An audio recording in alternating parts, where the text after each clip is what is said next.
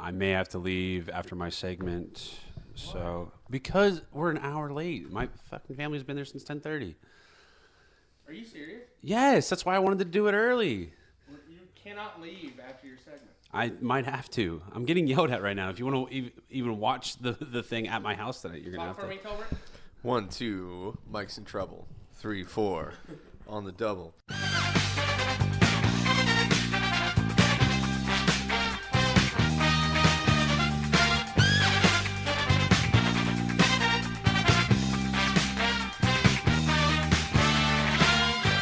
Welcome to $2 Steak, a pro wrestling podcast. Folks, we are here today. We're just wanting to tell you we survived. We survived. We made it. We were a little worried about Tolbert. Well, Tolbert, we were worried about you, brother. Really? A little bit. Well, you did almost die on the way home. You made it back in one piece. On the way home we did almost die, but not because of my doing. It was because of the Bojangles chicken biscuit. But don't throw Bojangles under the bus like that. This is coming from Max Pro Speed Shop over here. Okay, yeah. We had an entire episode about how much you hated them. I completely forgot. Yeah, everything went smooth. No one died. No one got lost. Yeah, everyone had a great time. And the only incident of us almost dying was on the way home. My buddy Seth, I love him to death, was eating a Bojangles chicken biscuit, going down Highway 40 about 85 miles an hour, and pops a big old chunk in his mouth and proceeds to choke on it and start turning red. But my buddy Mitchell and I, we saved him. There's going to be a little warning sign on those little biscuits now. Yeah. Don't Choking hazard. choking hazard. For hungover people. So, other than that, we had a great time. We were able to record that bonus episode, which I'm sure people all over the America and the world have listened and Judged us harshly. No. Judged me harshly. I mean, like Mike was a little something. Yeah, so if Aaron ever starts yelling at me about how much I'm drinking during the podcast, we can use that as a baseline for that's Mike drunk. You ever been on a podcast before? I had to hurry them up because dozens. Aaron was taking forever to get the thing set up and rolling, and I'm like, drunker. hey, we need to start rolling this soon because you may not be drinking, downhill. Aaron, but the rest of us are. Oh man, yeah. So we had some fun times. We got to explore Asheville. We got to go on a whitewater rafting trip. We got to see and hear the sights and sounds of the mountains. It's a really cool place. On the way back, I got to see my friend that's a professional wrestler, and we got to chill out, catch up a little bit, and we survived. So we are here, and we are ready to talk about professional wrestling today. So let's get it. Let's get it. That's still in your moves, good. Cook. That was He's really still in good. your moves. I know. I like it, man.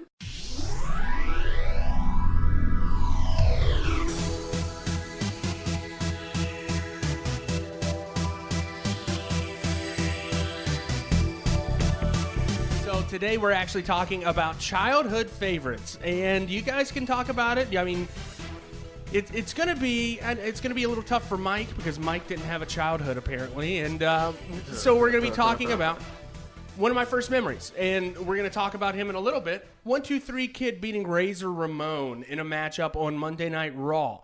So, as a child, maybe my favorite wrestlers were not the same as my favorite wrestlers as they are now, where my tastes have evolved a little bit. I'm sure I didn't like Terry Funk back then, like I do now, or I'm sure Chris Jericho got on my nerves. As nowadays, I love Chris Jericho. He got on my nerves. I hated him. I love him, but I love him now. Oh, I hated him so much back then. So nowadays, my tastes have changed. Just like a lot of things, like my taste in food, my taste in beverage, things have changed. When I was a kid, Sting, the face paint. Oh, yeah. And at that time, I was my older cousin that I spent a lot of time with growing up. He was like 7 or 8 years older than me, lived in Curie Beach here, and he surfed a lot. And I used to read old Thrashers and surf magazines. So I thought that, and just the whole surf California, whatever beach culture, I thought that was the ultimate. Yeah. And then to see Sting with his style and the face paint, I was like, oh, dude, I was in there.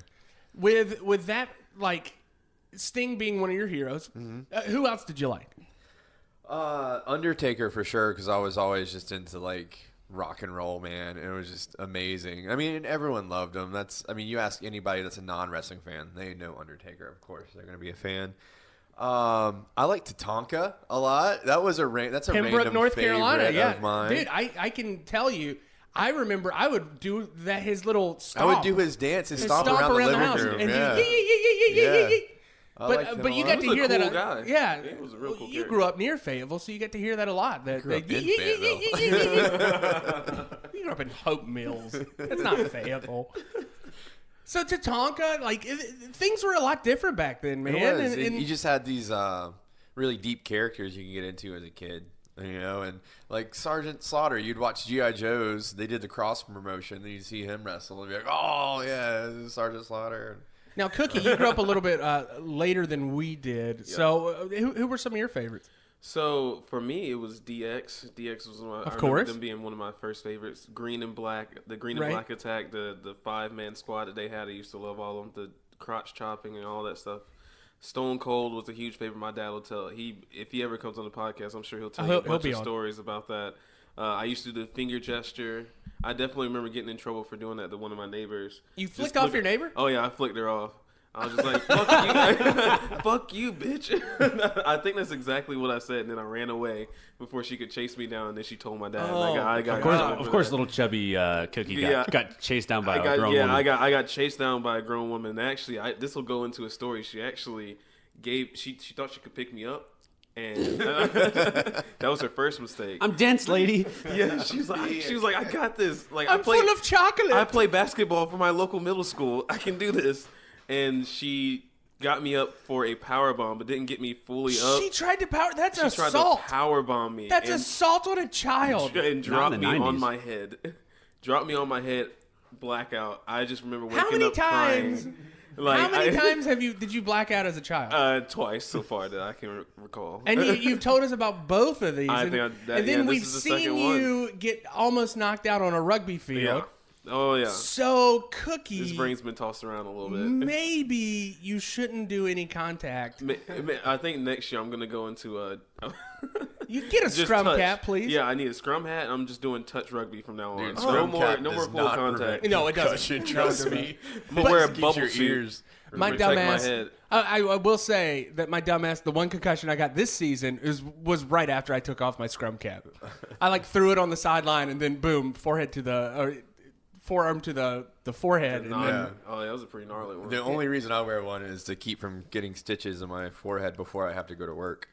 So let me tell you, when I was a kid, I, not an appreciator of good professional wrestling. I liked shit back then, and I still like shit when it comes to professional wrestling. But Glacier, motherfucker. Oh, Glacier. Yeah. Okay. When Glacier started debuting, it was, it's peak Mortal Kombat time, and growing up in a good Christian family, my mom never bought me Mortal Kombat, so I would always go over to my friend's house. You always have that one friend that's parents don't care, divorcee, son of a divorcee, and he's like, yeah, Dad bought me this new video game, Mortal Kombat, and so Sub-Zero, of course, was in the popular culture of the time. So when Glacier came out, Glacier was so badass to me. And looking back, I'm like, that is the worst wrestler I've ever seen. It's a pretty bad. I mean, and these guys, Glacier was a little before your time, a little but you got to see him in AEW. Yeah, in the Rumble. Was he that big back then? He was what? Was he that big back then? We'll just think back to then. We're all crowded on our Sega, and we're playing Mortal Kombat all day, and then hanging out with your buddies. Whatever's being shoved down your throat on TV during the summer, you're super into. So they created this character to think of him as somebody they tried to give him the kind of push maybe what Lars or something, where they build this guy up, build this guy up, and then he finally debuts, and you're like, oh, he's not that great. Dude, and another childhood favorite of mine that goes a little under the radar sometimes for me is the Brood. I always forget about them. I loved the Brood. That was my middle school days. Cool. I'm listening to angry Marilyn Manson and stuff, and I'm like, yeah, the Brood, yeah. Where's that fire at when I need it? Come to the bottom of the stage. It's so coming cool, out man. The fire circle thing.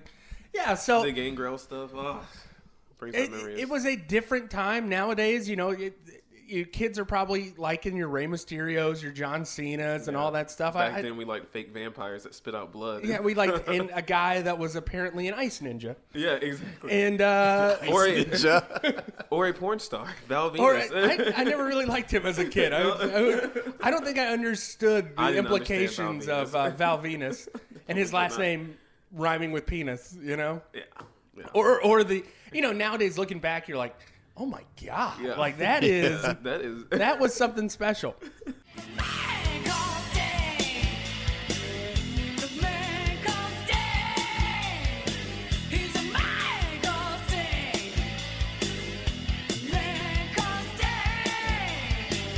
So Mike's sitting over here very anxious about, like, his wife's yelling at him through Messenger right now. Yeah, we're running a little behind. You guys are an hour behind. Really? So to start off today here on $2 steak so Mike can get home, we're starting off with Cookie today. Cookie, let's... All right, let's do it. Cookie, tell me about your Sting, your Sting versus Muta match. It's going to be a really good match today. Yeah. And I can tell he's got a text her now. He's got a text her now and be like, God damn it, I'm going my last family's now. in town. We don't love your family. I love my Mike, family. I feel these two don't know the domestic life that I don't we understand have. that. Hey, Aaron, maybe this is why you're single. Probably. Why? Because I sit at home and watch professional wrestling all the time? And you're a dick. Yeah, well, that too. That was definitely a thing. So, Cookie, tell me about your matchup today. Woo! We got Sting versus the Great Muta. Great Muta comes out. He's so pissed at me right now. He's like, Amanda, really, it's not my fault. I can't look. Martin's being a dick. If I look at Mike, I'm going to bust out laughing. So I'm just going to look down at my page right now. All right. So Aaron, you keep this up, you're going to watch Stomping Ground by yourself. I'll be there with you. My Aaron. entire childhood, Mike. That was my entire childhood. Woo! All right. Muta comes out looking very shiny with a sequin red and black headdress and his jacket. Stinger comes out red and white and blue paint. America, baby. America. Red, white, and blue jacket. The face paint and all. It looks great. These two are definitely in their peak shape. Both of them look huge. They are definitely athletic, but they're also agile as well. Muta starts off the match shooting off his green mist. But did they ever talk about like what the significance of the colors was? No, but JR alluded to like, oh, there's red mist now. Oh, there's green mist. So I kind of looked it up, and it's almost like an RPG or something, like a status effect. Like one of them's like poison, one of them's one of them like knocks you out. Yeah, I don't know. Like it's just kind of weird, and well, apparently the green mist must stun. Right. Sting. God, that was kind of weird. saying that. It's acid in your eyes. I guess so because Sting. Well, never mind. You see like a negative 3 hit points pop up above your head. Oh shit! Got in my eye. Use antidote.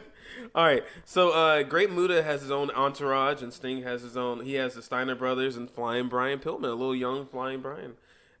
Beautiful mullet. Very beautiful. Oh yeah, it's definitely it's got a early '90s vibe too with the colors and everything like that. But the match starts off pretty abruptly. Fists are going flying. They're exchanging, but Muta hits a handspring elbow right off the bat. Then sets him up for his patented moonsault. Which he lands on his feet for. Again, these two guys are very agile, and that is what I see right there. Sting eats a couple of Muta's punches, but then he flexes off. I love that. He was just like, yeah, that ain't shit. Like, come on. And then he gets kicked right in the fucking face and falls right down. So apparently he is not he is vulnerable to Muta's kicks. Sting rolls out. Muta is... What the fuck? I can't even read my own handwriting right now. Sorry, man. Oh, Muta is deceivingly agile. That's what I wrote. Sorry about that, guys. So Muta does a little plancha over the top rope, knocks Sting out, shoots off red mist into the air. That was pretty cool. When Sting was in the middle of the air, he shot him, right? Was that when? No. So he does his little plancha over the top rope, knocks Sting out. They're both on the outside. Muta comes back onto the apron and shoots off his red mist into the air. He just shoots it off into the air. What we did not mention, this was actually in the Tokyo Dome. Sorry. So, this is the WCW and NJPW. So this was in Japan. Super show. This was a big super show. This was a big deal at the time. Yes. So the it's like rules a cross promotion thing. Yes. outside the ring, a little bit different. Yes, I forgot to mention that. Yes, they are a little different. So, and JR alludes to that. He just says, "Yep, none of the WCW rules are in play right now." Sting gets the upper hand though. Gorilla presses Muta. Sting is strong. I didn't realize how strong he was, but Strong like ox. But Muta is a big boy, so for him to military press him and then throw him over the ropes, and then after that he does his own. He clears the ropes, does his little plancha over the top rope. Again, these two guys are just freak athletes at the time, and it's pretty cool. After that, it looks like I got a little botch alert. Sting does a little monkey flip for Muta. Muta doesn't clear, doesn't do the full rotation and almost lands directly on his head. I thought that was pretty crazy. That was the only really big red flag I have for this match. But other than that, it was phenomenal. The people are loving Sting. Muta's a big face at the beginning, but he slowly becomes a heel towards the end. He starts flicking off the fans, thumbs them down.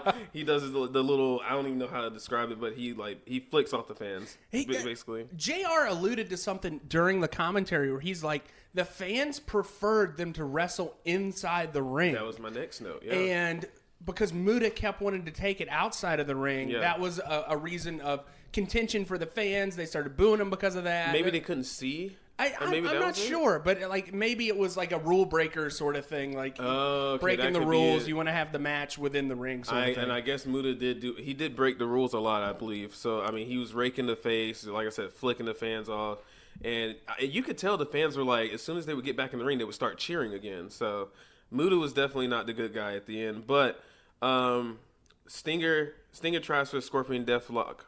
Muta gets to the ropes very quickly. Muta starts to get the upper hand. He's throwing the elbows. And Muta does an old flip off to the crowd. I got that already. Muta sets up Sting for a handspring elbow again. He misses. Stinger sets up for his Stinger splash. He misses. It's getting good now, boys and girls. Muta gets the upper hand. He goes for his backdrop. Goes for his top rope moonsault again. He gets double knees to the chest from Sting. Stinger goes for his military press again, but it looks like his elbow gives out, and Muta just falls straight onto him, pins him, near fall. Muta goes for his backdrop again, going for that moonsault. He gets drop kicked by Sting. He lands jewel first on the top turnbuckle. Not too fun. Jewel first. Jewel first. That's what. Just one of them. That's what happens with all the PEDs that he had. Anyway. Anyway, so back suplex off the top on the Muta, Sting does that to Muta. Another near fall. Sting goes for a weird senton off the top rope. That's when he just face plants, right? Yeah, it was very weird. And JR alluded to it. He was just like, yeah, that was not a good move. I don't know what the fuck he was thinking. We were watching that. Essentially, I was just like, Mike and I were like, what? Yeah, JR was like, he shouldn't have done that. Yeah, he should have gone for the Scorpion Deathlock. He could have probably won the match. I was just like, damn, JR. Anyway, they go into dual clotheslines, which is basically when they both clothesline each other. Get back up. Double drop kicks. They're laying down for a little while. Sting gets the Scorpion Deathlock on, but Muta gets to the ropes again pretty quickly. And then this is one of the cooler finishes of the match. Irish whip to the corner. Sting goes for his Stinger splash. Muta hits him with the mist in midair. He does a little springboard moonsault. Pins him 1, 2, 3. That is the end of the match. Muta wins, but Sting gets back up and awkwardly puts on his Scorpion Deathlock and is just holding it in. Gotta get my heat back, brother. The two entourages come on and they're like trying to pull him off, but like half-heartedly doing it. So it just fades to black as they're trying to get Sting off of the Great Muta. Hey man, it was a good match though. It was a solid match, and to allude back to our first little startup segment, JR is one of my favorite commentators ever, just because I learned so much from JR. JR, and I said something to Mike when we were watching this. It's JR and Tony Schiavone both. And I love Tony Schiavone's voice. And it's a great combination of commentators, man. And they didn't get to do it a lot together, but when they did, like, I really like both of those guys. Oh, yes. I grew up on Tony Schiavone's voice, and he's so smooth like JR is, and just these flawless transitions and little segues and little tidbits of info. JR's a little bit more country, and Tony's he's a a little lot more country. Oh, well, yeah. But Tony was hired by WWF in like the early 90s. This was probably right before this matchup. Okay. And Vince didn't like him because he was too country. Really? That's what they say. Like they always say that like Vince thought Tony Schiavone was too country. Tony, he's from the city, though. I was gonna say he sounds like he's a city boy. He is a city boy. Like JR is country. JR is very country. He's from Oklahoma. God damn it. But JR, one of the funniest things. This will be one of the last things I say. JR is talking about Muta, and he's like, he doesn't know much English, but he knows Scorpion. Is that its own language, JR? I was just like, what, JR? What does that even mean, JR? To go ahead and close out this segment so we can get the mic faster. This match gets 4.5 cookies. Nice. Okay. It's a good, solid Honorable match. mention. Yeah, a good one. It was a solid match. Very close to 5, but I'm gonna give it 4.5 just because it felt a little rushed, and I kind of wanted a little more of the match. It was a quick match, and what I do like about it, the rest holds were meaningful. Yes, they were. In that match, where it was, you could tell that they were in a transition where they needed to, set up another spot, but the rest was a good way for the audience to catch their breath, because before the rest and after the rest, they're going balls to the wall. Oh yeah, spot after spot, and they were solid. They didn't miss a beat except for that one botch, but that really wasn't that bad. Yeah, and you have to, like, for two guys like that who are going balls to the wall the entire time. I was really surprised to see how well Sting worked up to his competition. He really did. And I think he stayed up there with Great Muta the entire time. They didn't miss a beat at all. Sting's not really necessarily a great technical wrestler per se. He's more of like a power style he brings wrestler. so much energy, like those huge Charisma. singer splashes, those double knees, but also the way he sells against heels and villains. Just the way. Like I talked about this before, he looks like he's in danger. You're actually worried about him, and No, it gets Sting, you just no. he draws you into the story. He made Great Muta look great. And Mike was made a joke while we were watching it. Sting's scream that he does. Yo, yeah. Tell me what were you saying? I don't remember how I worded it. You were saying that it was basically what Tolbert was. Oh yeah, I was something along the lines of I could just see little Tolbert just sitting on his couch just screaming. It's very much like the but it was not. It's a different pitch. It was a very different pitch. It was more of like a stub your toe. Anyway, so 4.5 cookies. 4.5 That's cookies. good. I think in a couple of weeks we're going to have to address something. And we got a little feedback from one of our listeners. We have to define your cookie count. We're going to have to figure out what... Anchor it. Yeah, we have to give a formula of what makes a cookie in your eyes. And I'm going to need you to give me some hard facts, some hard figures. Okay. Like what constitutes as an added cookie, what takes a cookie away, stuff like that. So we're going to have to kind of define that. Cookies all willy-nilly. We do know what takes some part of a cookie away, and that's if he says wrap it up, boys, you lose a cookie. You lose at least. And if Prince Devitt loses... That's also not a 5-cookie match, goddammit. All right?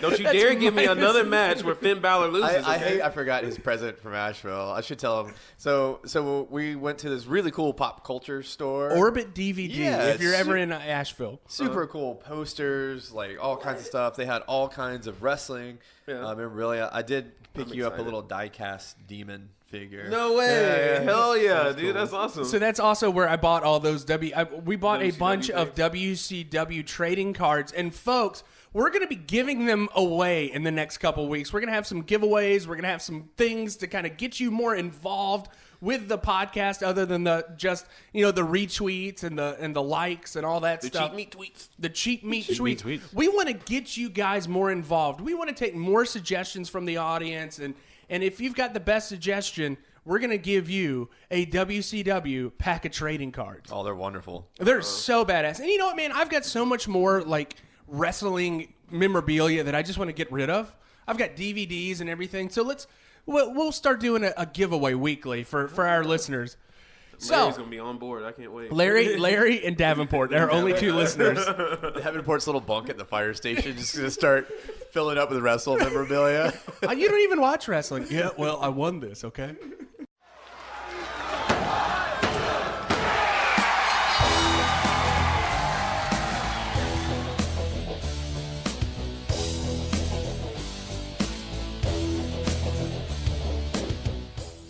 All right, so for our next matchup, we've got the high. I'm just kidding, Mike. We are going to do the green.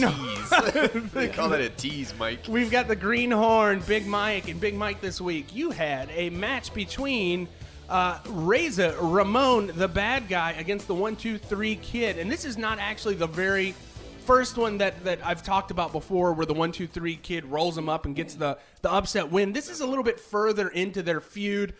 They've had a lot of time together. Mike, tell me about the 1-2-3 Kid and Razor Ramon. Okay. So my initial reactions as the airplane goes by. Hey, airplane. Hey yo, airplane. Where's your machismo? So initial reaction, Razor Ramon, I really liked his look. I could definitely think, like, if I was a kid, I would like him Also, as... another childhood Yeah. favorite. Yeah. My brother used to throw toothpicks at me all the time when we would leave, like, dinner. So just kind of quick description. He's built, but he's not too big. He's tall, but he's not too tall. And he's got this just kind of rough look about him. Jet black hair, a little curl in the That front. macho man. Rocks not- the chest hair. Yeah, he's not shaved. Yeah. So he's just kind of like a man's man. A little Kinda- greasy. Yeah. Yeah. And 1-2-3 Kid, skinny, Jerry curl mullet, just Small doesn't guy. look like But doesn't look like much. he's the perennial underdog in Yeah. any matchup he's in, and you can tell by looking at him that this guy has no chance against and the it's- guy that's Razor Ramon. It's a complete contrast to the visuals. And so Aaron alluded to it a little bit. They do a very quick kind of recap of where they're at and why they're there. And I was doing a little research after this, but the 1-2-3 Kid, when he beat Razor Ramon, like, everybody just assumed he was a jobber. So was that his first match in WWF, or It was at that point. I think he had a few jobbing matches where he Okay. was a jobber, and he was just called the Kid at because that point. yeah. So and he looks like a jobber, like he's just wearing a one unit one, yeah, and it's just this kind of weird look. And he rolled up Razor, beat him clean. I guess that's clean, right? Mm-hmm. Yeah, and so then they preface the match with like the back and forth, and the 1-2-3 Kid cost Razor another match and all this sort of stuff. So he's that's where the 1-2-3 Kid got his name. Anyway, match notes. So it starts up, they lock up. Razor just tosses the Kid over the ropes, right onto the ground. Dude, if that was a gnarly little throw. Huge. Big sell by the 1-2-3 Kid, and you can kind of tell where this is going to be going. A little back and forth. Really competing styles, as I've alluded to in some of the other matches. Visually, it was kind of nice because Razor's this big guy, 1-2-3 Kid's this tiny, kind of quick, explosive thing. Razor's more of the brute, kind of strong strikes, that sort of thing. And they do that throughout the match. At one point, there's a really cool spot where the Kid's going back and forth, dodging these big, swinging, huge punches from Razor. Goes for a crossbody. Razor just catches him, suplexes him. It just tosses him like I love his facial expressions, too. He's just like, yo. Hey, why you jumping into me, kid? And so at one point, 1-2-3 Kid goes for a pin. Razor kicks out and just tosses the Kid through the middle rope, like effortlessly. It was again very good visual kind of stuff. They work together so well. They did, and again, I put a little Tolbert on this match. I kind of dove through some Razor Ramon stuff, watched a little documentary. They were really good friends out of the ring, so they would just be driving to shows, just like humming up with this sort of thing. So about 4.5 minutes in, Razor hits a lariat, gets the 3 count. And then you're like, okay, well, that wasn't quick match, expected. Yeah. And so the Kid gets up, slaps Razor in the face. Let's continue this match. Second match starts. Vince is so confused. Maybe Vince is not confused. It was one of the commentators is like, what's going on? What's going And on? Vince is like, of course they're having another match. So Like, wait a minute. the kid convinces the referee and Razor, second match. So let's get into my second match notes. At one point, Razor just tosses him halfway across the ring. And again, excellent sell by the 1-2-3 Kid, like literally airborne for more than half the distance. And that's the hypotenuse, or the halfway, Look at the that. diagonal. Yeah. Look at that. This is a learned podcast, folks. Yeah. It is. He gets Razor gets Growing together. Is that A squared times B? What was it? That's, A yeah, squared that's B the squared. I don't know Pythagorean equals C squared? yeah. Yeah, that's it. Is that Yeah. the Pythagorean theorem? Yeah. I think Oh, so. Yeah. Jesus Christ. Thank you, Roland Grice Middle I was School. just playing with tech decks and math class. Anyway, Rolling up sheets of paper. shooting spitballs. Razor gets the kid into an abdominal stretch, and I hadn't seen this before, but he scoops the leg too, so it's an abdominal stretch into like a groin stretch. Yeah. Kind of very intense looking. Kid somehow gets out of it and just hits Razor with a massive slap, like a jumping into his face, full hand, full contact. That's called a bitch slap. No, bitch slap's backhand. Oh, okay. I didn't know the technicality Pimp behind it. slap. No, I'm just kidding. Come on, man. Yeah, attention correction. All right. Wait, what was the giggle? What happened between the two stoners? It's a key and This is the key. Oh, Front back here. All right, we're just having a moment over gotcha. here. All right. You guys are so cute. So at one point during the second match, the kid goes off the top rope. Razor catches him again. Big old power slam. Gets the pin. That's the end of the second match. And then the kid gets up, really wanting to get a third match in. That's what the 1, 2, and 3. So he's a 3-match guy. And by the third match, Razor's just working this kid. He does this huge suplex off the middle rope. And after that, he's just like looking down at the kid. He's like, "Yo, kid, why you making me do this?" I just want to take a shower, go to the deli. I just want to go take some pills and drink some booze. Yo, Vince, am I getting paid for 3 matches, right? So this is where the third match takes a little interesting note. So Razor goes and sets up for the Razor's Edge, and the crowd's kind of going wild. They're like, "Yeah, end this kid." It's like it's like the scene in Gladiator where the whole crowd's just like, "Kill him," and he's like, "Nah." And so he just ends it with a small package, just rolls him up, and it's kind of, and you're like, "Oh, that's interesting. I wonder why." And then kid eventually gets back up and he tries to go for another one. And at one point, he sets himself up. The kid is setting himself up for the Razor's Edge. He's like, "No, man, do it. And they end up. I deserve it. Yeah. They end up shaking hands, and Razor goes up to him and gives him that little like older brother, big brother, like head scratch, like Tussles his yeah, hair. you're all right, kid. And so my final thoughts on all 3 matches. At one point, several points, they did a double feature that showed you what happened during the commercial break. What a novel idea for a Raw. Huh? How about that? Actually having stuff happen during the commercial break that you get to see. Yeah, and then they talk about it, and you can, it's just really cool idea. Good contrasting styles, like I already talked about, big guy, little guy kind of stuff. Great storytelling throughout all the matches. The wrestlers did it well. Commentary did it well. They added in enough to kind of tell you what's going on. And I mean, if you didn't get the idea, it's the kids trying to earn the respect of Razor Ramon. And then Razor did it great because he showed empathy. He didn't end the kid. And I think in my research found that that match turned Razor face. Yes. Which was really, really cool. I liked all 3 of the matches. The Razor Ramon's dynamic with the 1, 2, 3 kid, as a child, this being a childhood favorite, 1, 2, 3 kid, a tenacious little bugger. He is always going to get up and, He's a yappy dog. Yeah, and as a kid, like you're smaller than everybody else, and you're like, you know what, I'm going to get up, I'm going to keep fighting. And somebody like 1, 2, 3 kid would have been like a hero for young fat Aaron because, just keep fighting all the time. And the way it was presented, it was very good as a hero for kids. Kids loved the 1, 2, 3 kid. And, later as he became 6 and X-Pac and 6-Pac and all those things. All the other Pacs. Drug Pac. Yeah.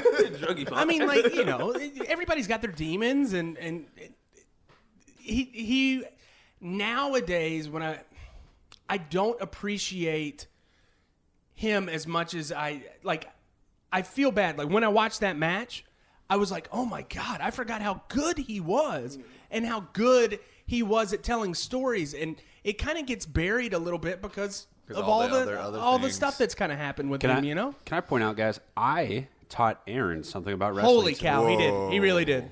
So in my dive into Razor Ramon, aka Scott Hall, nowadays I knew him kind of as just like, oh, he's a recovering addict. He's had some real bad demons. I had seen the YouTube video where he's just like stumbling around. When he comes out, it looks like he has Parkinson's.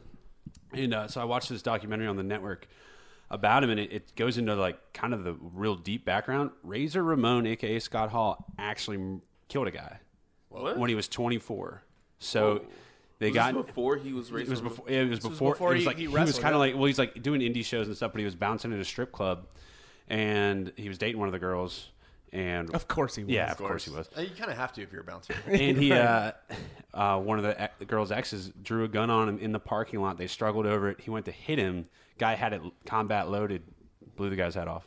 Whoa. And so like it goes into this deep dive of like his PTSD, and that's kind of how he like he's never talked about it for 30 years and all that sort of stuff. So, and me and Aaron were talking. It's like obviously you have to have some responsibility for your demons and who you become and your abusing, all that sort of stuff. But it kind of give you a little like sympathy for the guy because you're like, oh shit, like he's going through some things, man. He's also a childhood hero as well. But I'm glad he's come back. He got the hip replacement. He's lost a lot of weight. He seems like he looks good. He's still a little conspiracy thery. Where it's funny on Dark Side of the Ring. Yeah. Well, it was definitely a work. No, it was so funny. I listened to the Cornette podcast a couple days later. He's like, "Is he one of those assholes?"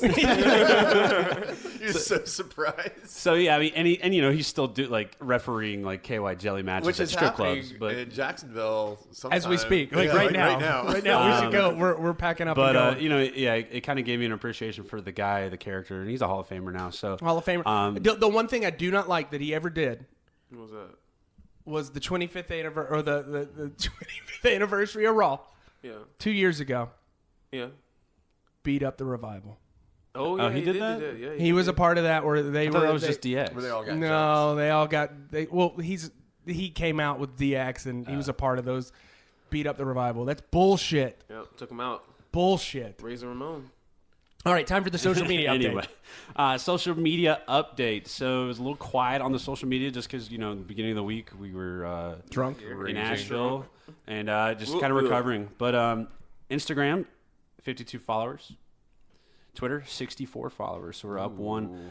We apparently did not... Last week we offended a lot of people with our Pride matches, and this week we offended nobody with our drunken tweets from the mountains. That's good, and reviews of Continental Breakfasts. Continental Breakfast and was it Biscuit Head Nashville? Biscuit Head Phenomenal. Nashville. I cannot skip out on that place, dude. Love it. So favorite tweet of the week. So we were at Orbit and messing around with other action figures they had in there, and I found a DDP one.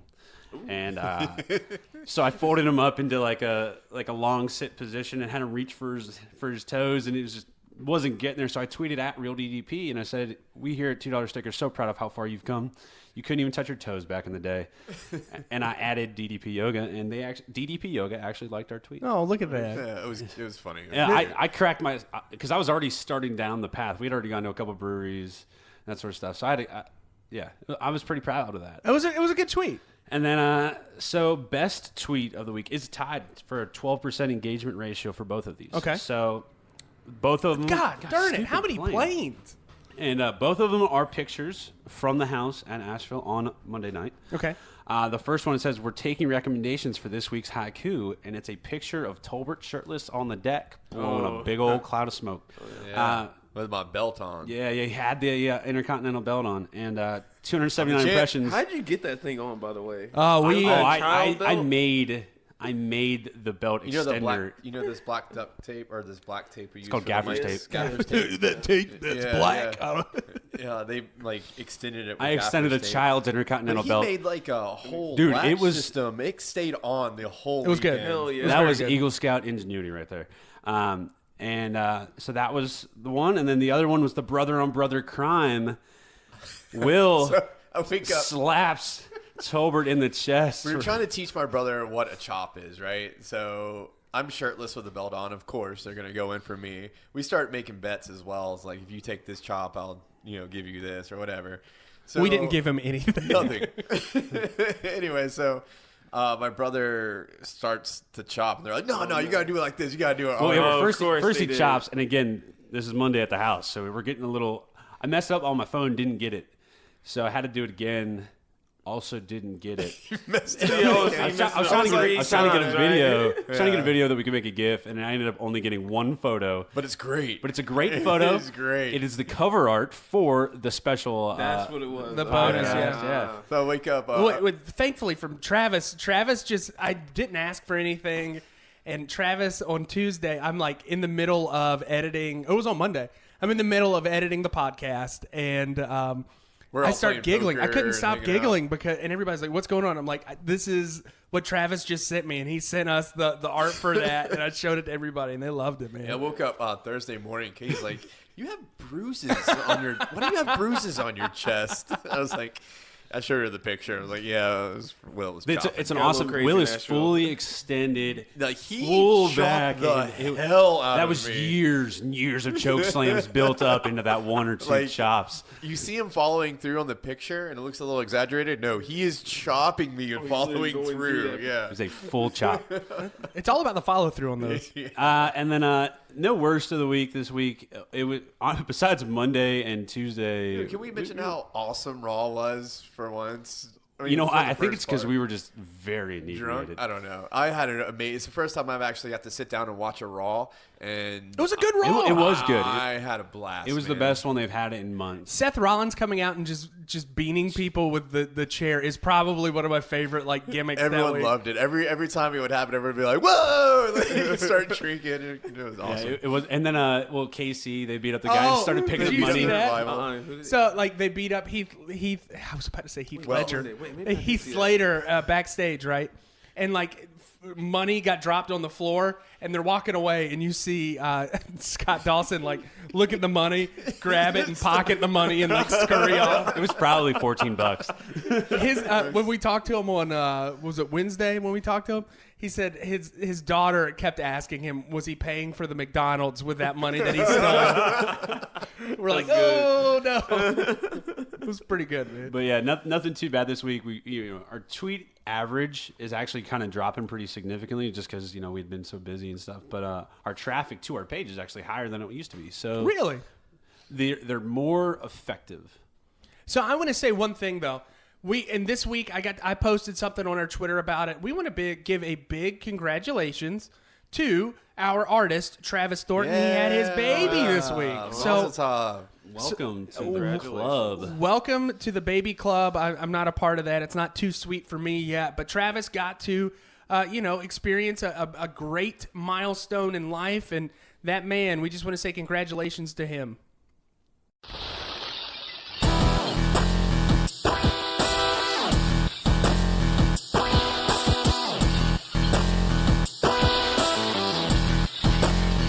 All right, so for our final matchup of the evening, the high spot for Chris Tolbert. Tolbert, you have got Stone Cold Steve Austin against Vince McMahon and Shane McMahon in a ladder match. Yes. Tell me about this amazing match from the Coliseum. Oh, man. So this is live from the Greensboro Coliseum, North Carolina. Man, if only we grew up in the freaking I know, man. I would have... In going through some wrestling history, I realized how many... at times they came through Fayetteville as well. I was like, man, I just wish I was a little older and was paying attention. All this stuff was happening right down the road.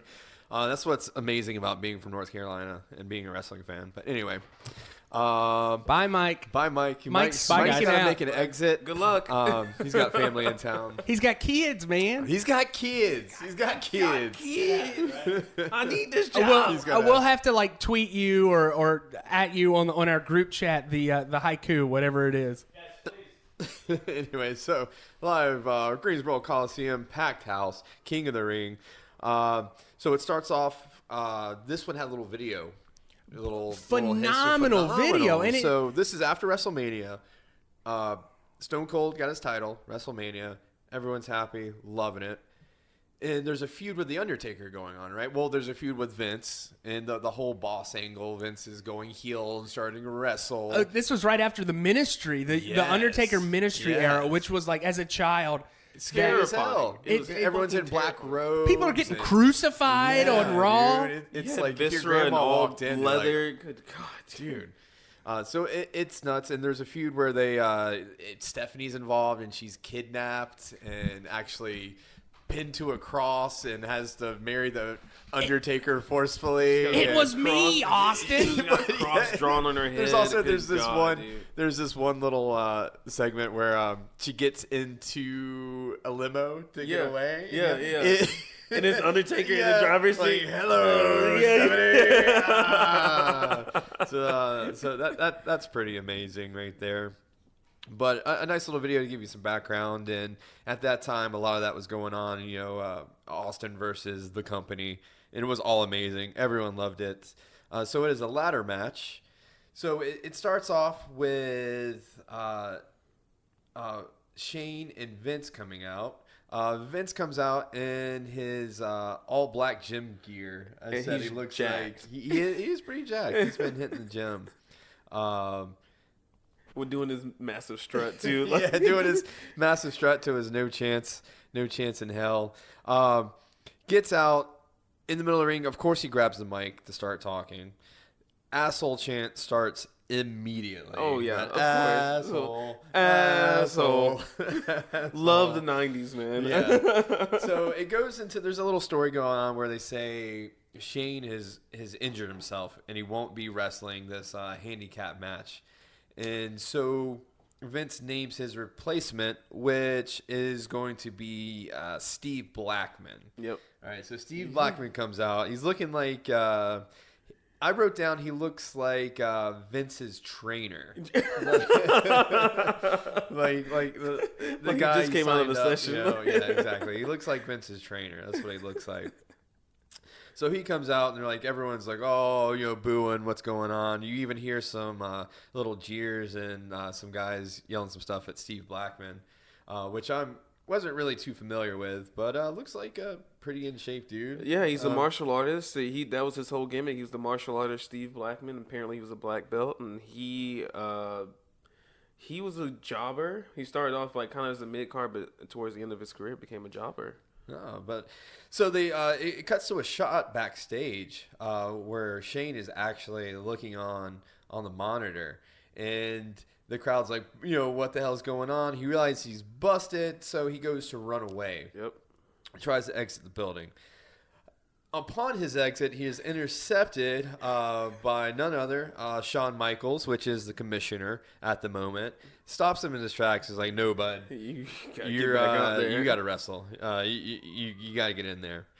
So leads him out. I don't know why Shawn Michaels had to play his own entrance music to escort Shane back to the ring. That's Welcome true. back, Aaron Varnum, ladies and gentlemen. How's your stomach feel, he man? just left. Hey, you had to take a quick Cookie poop? here Little on quickie his poop? own. Feeling a little better, man? Yeah, you feeling better, Aaron? So We haven't talked for the past 5 minutes until you got back. I've been listening to. I'm sorry, guys. I had an emergency that needed to happen. Anyway, let me catch you up to where. Oh, me no, and no, Cookie- no, Yeah, I've been right. listening You've while been I was, listening? All right. What can you tell us about Steve Blackman? So Besides, Steve Cookie just Blackman- told us a little bit. Steve Blackman, apparently he was like a legit karate guy back in the day, right? Yeah. He. I said he looks like Vince McMahon's trainer. Vince comes out looking. Honestly, I think that may be what his thing was. But I remember he would come out with these I don't know if they weren't really nunchucks, but they were they had these about that. It was weird wooden little sticks things. with, and then Yeah. he would he was basically the guy in the Indiana Jones movie that did all this stuff and then got shot by Indiana Jones. Yeah. He was just he put on a big show, but he was never He that always great. reminded me of Steven Seagal. That's who I can think of. That's Steven Seagal. It was That's if exactly- Steven Seagal and Bob Vila had a baby, That'd be Steve Blackman. There All we right, go. that's Steve That's what I was Blackman. trying to Anyway. think of. So yeah, he brings him out to the ring to try to do a little Kansas City shuffle. Right, Little- because they were saying that Shane's Shane injured. was injured. So who was he backstage with? That was the Mean Street Posse. Oh, that's And right, yeah, that's so right. That's when who it was. Shane was kind of becoming a wrestler and all this stuff, he was protected by all of his buddies that he met on the mean streets of Greenwich, Connecticut. Yeah. And these guys were all bros, and they're all Yeah. terrible and wrestlers. And they Shane's all all came out in baby sweater face. vests. I loved it. Yeah, man. Shane's all baby faced too, and just looking like a little rich kid bitch. And and they're sitting backstage like joking around like yeah I'm not going out there yeah. So they get busted, right? And it's on the Megatron. It was one of those things where it's like, wait a minute, we're live. It was a funny little moment. So I was just saying that he gets intercepted by Shawn Michaels trying to stop him, and he brings him back out. But of course, Shawn Michaels has to play his entrance music to bring him back out. Shawn's got to get himself over. Yeah. Of course. So brings him back out and is like, hey, if you guys don't do it, like it's on the books, you're going to be DQ'd, right? Did you say what the implications were if Stone Cold won? So here's the implications. It's a ladder match. No pinfalls. You have to get this case that's suspended above the ring with the contract to own the company, to take control of WWE. Stone Cold getting the contract. No countouts, no pinfalls. You have to get the case. Whoever gets the case wins. Shane and Vince on Stone Cold Steve Austin, right? So we finally get the match started. By the way, the entranceway looks like some kind of messed up display at Ace Hardware. There's about tons of ladders. There's about 30 ladders stacked up, and it makes a tunnel to come through when you go out. But there's ladders. Looks like shit. God, it looks ladders everywhere. And I think it looks better than just a LED screen that they have now. They actually put some effort into it. Yeah, but yeah, it's pretty it's eye catching. Shawn Michaels does tell Steve Blackman to get his G.I. Joe looking ass out of the ring. There's a lot of funny one-liners from Jerry Lawler and JR are commentating this, and there's a lot of funny rich kid jabs, and Jerry's kind of on the company's side, JR's on Austin's side. And they're going back and forth the whole time, and that's hilarious. Match finally starts. Starts with Shane and Vince starting outside of the ring. And, I'm getting ahead of myself. Yes. The glass hits, right? The glass hits. So we finally get the match cleared. We got the match set up. The glass hits. Everyone goes fucking nuts. Everyone's hands are in the air. Wild. Everyone's standing up. The noise level just erupts. I mean, Steve's looking fit. He comes stomping out, just cussing up a classic, storm. man. This is North that. Carolina, man. They love some Steve Austin in North Carolina, dude. So he makes his way to the ring. Vince and Shane kind of jump out of the ring. They're kind of plotting, talking to each other, like how we're going to handle the rattlesnake. They start off towards the ladders, away from the ring, and this leads to Stone Cold just charging down the runway, double clothesline from behind, takes them both out. Goes to work on Vince, just kicking him, hitting him. Actually, he gets him back to the ring after this. Starts, working him down the runway. Gets Vince back in the ring. Does his classic stomp in the corner, that little mud hole stomp he does. And just goes to work on these boys. Shane tries to jump in and get some offense in. And he just drops him immediately. Whips him off the ropes. He does the classic Luthez press. I was going to ask you what... I thought it was a Luther press. No, Luthez. So which he did all the time, but I never knew what it was called. And it's so great. Like it's basically just tackling you with his crotch. Yeah, so it's a whip off the ropes, and he just jumps in the air in like a tuck position, and just pretty much just like a full body clothesline tackle, and then just starts punching him in the hell out of him. It is great. And then some big elbow drops. He does this little elbow spot where he pulls Vince out on the apron and just elbows him in the chest. He's bouncing Shane around the ring. He actually like guillotines him on the ropes. And I think so. It was JR says he's like a rich rubber ball, whatever that means. Around. And he actually does a ball shot on Shane. On the post, he pulls his legs between the posts from outside the ring and just racks his balls on it. And they make some comments about how Vince isn't going to have grandsons. No, but he does though, folks. He has like spoiler alert. Yeah, spoiler alert. All right, so this leads to more action outside the ring. Vince and Shane finally get some offense in, but it's very sneakily. Any offense they get in, it's conniving and dirty shots and playing with each other. This comes where he's chasing Vince around the ring, and Shane hides behind the curtain and jumps up and clotheslines him. And they start punching him together, wrapping him up in the cables, and Vince goes for a ladder in the walkway. So this doesn't last long before Shane just gets thrown right into the steps. And it is awesome to see him get tossed around. So Vince has gone for the ladder. Austin hones in on Vince. A little more action in the runway. Shane is still recovering from that shot. They make it ringside. And at this point, Austin gets Shane on the announcer's table, the Spanish announcer's table, Yep. and has set up the ladder outside the ring and does these this big, nasty-looking elbow drop, almost off the top of the ladder, but breaks the announcer's table, sends him through. He's down a little bit. This leads to a spot where Vince and Austin get up on the ladder for some reason, and Austin gets knocked off through the announcer's table. Yep. But right before this, there's a funny moment where Shane gets tossed over the announcer's table through the ropes and goes into JR and knocks his hat off. You can tell JR's legitimately pissed. Yeah, and he's like, what are you doing? Get back in there. It's really funny. But then shortly after that, he goes through that announcer's table. Let's see. Then we got some more ladder action outside the ring. So we finally get back to the ring after we have those table spots outside the ring. And hold on, I lost my place here, just like Cookie did a minute ago. If you're wondering why he's struggling, it's because Aaron has no lights in his house. So it's completely pitch black dark in here. Stand by. I'm going to take stand by, folks. He didn't pay Duke Energy this month. He's going to give us actually leave some stuff on an editing floor this week, hopefully. Anyway, so we get back to the ring. There's a lot of back and forth. There's a lot of back and forth teasing with who's going to get the case. And this whole match is pretty much just Austin whipping their ass. And like I said, if they got any offense in, it was sneaky. There's a couple good spots on the ladder in the corner where Austin sets up and gives him like a little catapult launch, where he grabs ankles and leans back. Right. And it looks like it's going to be awesome, but Shane does this little bitch-ass little hop. Yeah.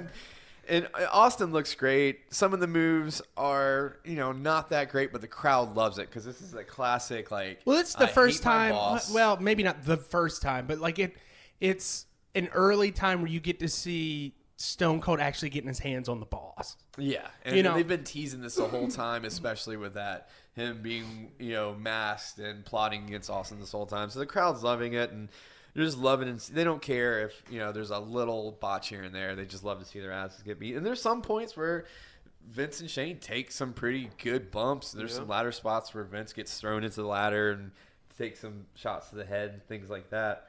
But so they're teasing back and forth who's going to get the case. Austin gets knocked down at one point, and the ladder's away. It looks like they're scared to go near him, so Shane actually gets on Vince's shoulders to try to reach the case. Like, what the fuck are you thinking? They're fumbling around, and it goes to this little comedic spot where Austin just taps him on the shoulder, and they turn around, and he just topples them both, right? And this sets up the stunners. Not the best stunners, but the crowd loves it, and they just do the deep every time. So 2 stunners. Austin steps at the ladder. When he goes to grab the case, I love this spot. The case just lifts up as he reaches for it. And he's just cussing at the case. Dangling, right? It's and reaches pissed off. up again. So he goes directly after the timekeeper. He grabs him by the collar. He's like, who's got it? And he goes in on JR and Jerry. He's like, who's got it? He's pissed. He's like, oh, we don't know what's going on. And while this is going on, Vince sets up the ladder, and you see the case lower back down for Vince, right? Of course, Austin goes right to Vince, and at one point he's got him slumped over the ladder. He's just banging his head into it, knocking him off. So this leads to them both being up there, and Shane just pushes the ladder off. He's like, y'all both have to take this bump. Pushes the ladder over and sets it back up, and Shane ends up getting the case after the ladder bump. They're both down, and the case just kind of lowers right down for him, and he picks it right up. Match is over. Yep. You kind of knew Austin wasn't going to win going into this, the way they had it set up, and just all the foreshadowing things they were saying. You were just happy to see him get his hands on him. Yeah, and it was great. He whipped their ass. It was a very entertaining match. The crowd, this crowd loved it. Yeah. It was awesome. So tell me your haiku for the week. So HIGHKu for the week. All right. This one's for the working man. Here we go. Okay. Ladders everywhere, keeping the working folks down. My boss is a dick. Dude, that actually These are getting better and better, Tolbert. that is exactly what everybody was feeling at the time, man. Yeah. That was it. So, I hope Mike got home safely. I feel kind of a dick for doing that, but it was It's so okay. good. It was so good to see him squirm. Yeah, we were supposed to record at 11 sharp today, folks. Katie actually woke me up on the couch. I actually fell asleep watching the Stone Cold match for like the third time. I'm like, I got a cup of coffee and the computer set up, and she's like shaking me. She's like, "Don't you have to record at 11?" It's like 10:55, and I jump up like, "Oh my god, I'll be there in a second. Hey, it worked out fine. We were able to get did. some coffee in us, and that coffee just came out of me. I think it made for a pretty funny spot earlier in Oh the podcast. man, I can't believe that happened. There's gonna be a point you're gonna be editing. You just hear you go, "Oh, well, this is where we get to show how much we know about wrestling." Yeah, right. It's just like, Aaron. I couldn't help it, guys. Like it hit me, and so the podcast went from 4 to 3 to 2. He just leaves the two stoners together. Fuck, man, I can't remember this shit. All right, so yeah. wrapping up this week's episode of $2 Steak. Next week, we're going to have some interesting matchups. We've got for Greenhorn Big Mike, we've got Shawn Michaels versus Owen Hart. I think that'll be a fun match. Yeah. Give him a good give a taste of Owen Hart. It's been about, 20, has it been 30 years? Or 20 years since 30 Owen years, Hart? No, it's been 1999? 20. 1999, Oh, 2009. No, sorry, 20 years. Sorry. Oh my God. Jesus. That's why we're not a math podcast. Good God. For Cookie, you have got Who do I have? Oh, you have a dream match. You have got Stan Hansen Uh-oh.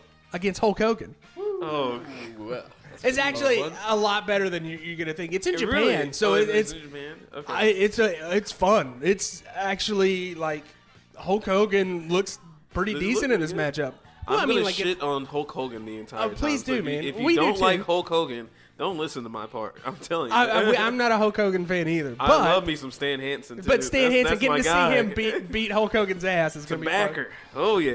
And then, Tolbert, you have got a good housekeeping match between Chyna and Jeff Jarrett. The ninth wonder of the world. I'm not sure how you're going to take that. Man, I've given you some peak Attitude Era matches these past 2 weeks. So I think that it's going to be a good wrap-up to that. And we may even have a special guest next week. Oh. So stay tuned for that. $2 Steak, a pro wrestling podcast. Keep watching wrestling.